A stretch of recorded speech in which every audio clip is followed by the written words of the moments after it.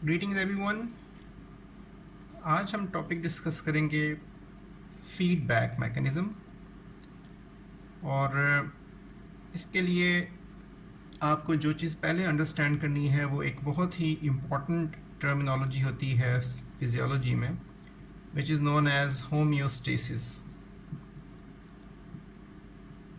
In fact ये इतनी important terminology है कि इसमें पूरी फिजियोलॉजी आपकी कवर्ड है।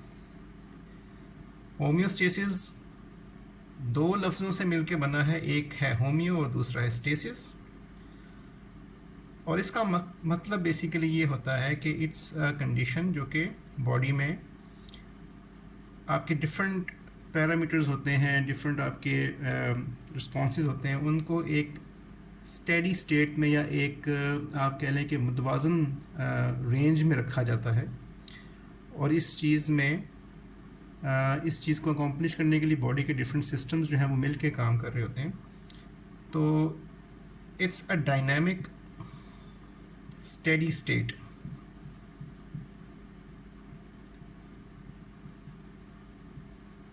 Dynamic steady state of various homeostatic factors.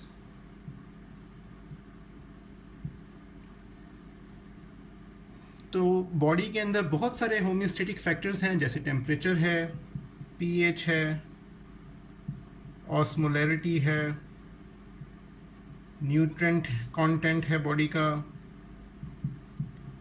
आपके गैसेस हैं, oxygen, carbon dioxide.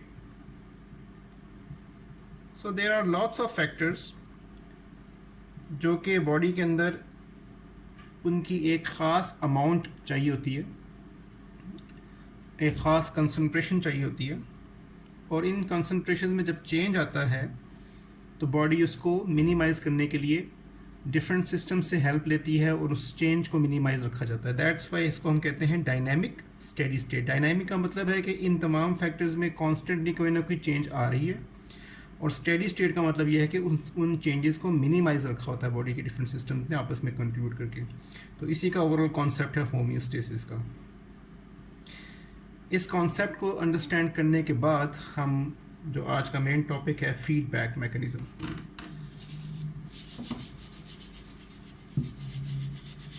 Now when we say feedback, तो इसकी रूट या इसकी स्टेम इंग्लिश के वर्ड फीडबैक से ही निकली है, जिसका मकसद या मतलब यही होता है कि आपको कोई इन्फॉर्मेशन मिले, कोई इवेंट हो, उस इवेंट का रिस्पॉन्स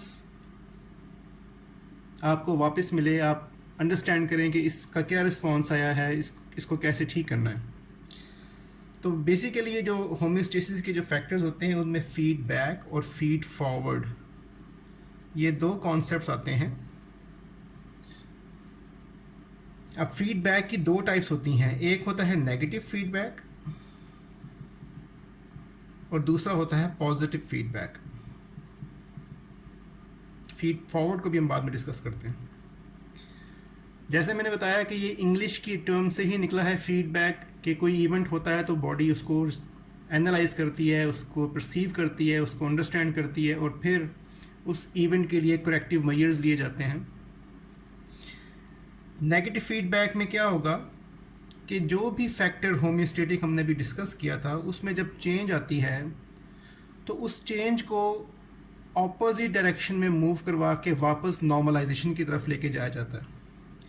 जैसे फॉर इंस्टेंस टेम्परेचर एक हमारा फैक्टर था जो भी हमने पीछे डिस्कस किया होम्योस्टेटिक फैक्टर्स में, और टेम्परेचर जो है वो लेट से 98.6 फ़ारेनहाइट एक ह्यूमन बीइंग का एक एवरेज टेम्परेचर होता है। अब इस टेम्परेचर में जो चेंज आ सकती है वो दोनों डायरेक्शंस में आ सकती है। या तो टेम्परेचर बढ़ जाएगा, मीन्स के लेट सपोज कि ये 100 के पास पहुंच गया, जिसको हम फीवर भी कहते हैं, या हाइपरथर्मिया की तरफ जा रहा है काम, या ये 96 भी हो सकता है, मीन्स कि ये कम हो गया, हाइपोथर्मिया की तरफ जा रहा है काम। अब इसको नॉर्मलाइज करने के लिए जो एरो की डायरेक्शन होगी ना, ये इस चेंज के ऑपोजिट आएगी, टुवर्ड्स द नॉर्मेलिटी। तो ये जो ऑपोजिट आ रही है ना, अक्सर बुक्स में ये लिखा होता है कि opposite from the initial change of the homeostatic factor. तो वो अक्सर स्टूडेंट्स को कॉम्प्रीहेंड नहीं होता इसका मतलब क्या है। तो इसका मकसद बेसिकली यही है कि नेगेटिव फीडबैक में आप चेंज को नॉर्मलाइज करवाने के लिए in the opposite direction of the initial change लेके जाते हैं, और फिर एक पूरा एक लूप बनता है जिसमें जो होम्योस्टेटिक फैक्टर्स हैं, like let's say neuro hormonal जो आपके पाथवेज हैं, फिर उनको ये सिग्नल मिलता है कि थिंग्स हैव नॉर्मलाइज्ड, वापस अपनी नॉर्मल पोजीशन पे आ गई हैं। और फिर वो तमाम फैक्टर्स, वो तमाम हेल्पिंग सिस्टम्स जिन्होंने इस चेंज को नॉर्मलाइज करने के लिए कंट्रीब्यूट किया होता है, जैसे फॉर इंस्टेंस अगर फीवर या हाइपरथर्मिया हो तो स्वेटिंग स्टार्ट हो जाएगी, अगर फीवर का हाइपोथर्मिया हुआ या टेम्परेचर कम हो गया तो शिवरिंग स्टार्ट हो जाएगी। उन चीज़ों को फिर स्टॉप भी करवाया जाता है कि व्हेन द थिंग्स हैव जब चीज़ें नॉर्मलाइज हो जाती हैं तो फिर ये तमाम फैक्टर्स जिन्होंने इसको कंट्रीब्यूट किया था ठीक करने के लिए उनको स्टॉप भी करवाया जाता है। तो ये जनरली एक नेगेटिव फीडबैक का ये कॉन्सेप्ट होता है। और ये भी मैं आपको बताता चलूँ कि बॉडी में मोस्टली नेगेटिव फीडबैक्स जो है ना वो इन प्लेस या एक्टिव होते हैं। There are few example of positive feedback. Now when we say positive feedback, तो उसमें क्या होगा कि जो इनिशियल चेंज की डायरेक्शन है, करेक्टिव रिस्पॉन्स भी उसी डायरेक्शन में जाएगा। तो ये बेसिकली हम पॉजिटिव फीडबैक की बात कर रहे हैं, जिसकी एग्जांपल्स कम मिलती हैं बॉडी में, लेकिन जनरली जैसे चाइल्ड बर्थ एक बहुत कॉमन एग्जांपल है कि जिसमें जब मदर्स वूम में जो फीटस है वो ग्रो करता है, बड़ा होता है, तो इवेंचुअली वो यूट्रस या सर्विक्स पे प्रेशर डालना शुरू करता है। जब टर्म पूरी हो रही होती है, लेबर पेन स्टार्ट हो जाती हैं, तो उस वक्त एक हार्मोन निकलता है ऑक्सीटोसिन।